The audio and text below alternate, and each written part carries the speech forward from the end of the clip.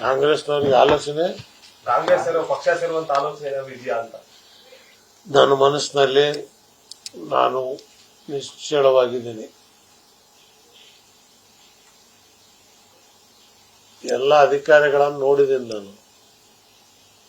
ನನಗೆ ಬೇಕಾಗಿರೋ ಜನಹಿತ, ಜನ ಕಲ್ಯಾಣ. ಕರ್ನಾಟಕ ರಾಜ್ಯದಲ್ಲಿ ಒಂದು ಮೂರನೇ ಶಕ್ತಿ ಮಾಡಕ್ ಸಾಧ್ಯವಾ? ಇದ್ರ ಬಗ್ಗೆ ನಾವು ಈಗಾಗಲೇ ಪ್ರವಾಸ ಮಾಡ್ತಾ ಇದ್ದೀವಿ.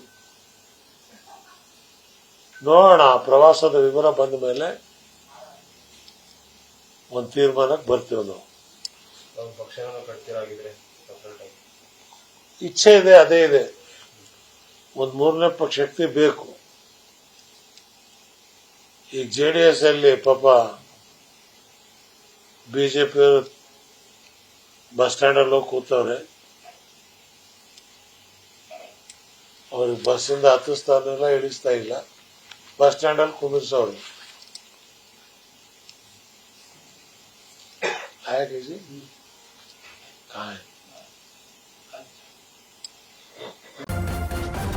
ನ್ಯೂಸ್ ಫಸ್ಟ್, ನಿರ್ಭೀತಿಯಿಂದ ನಿಮ್ಮ ಪರವಾಗಿ.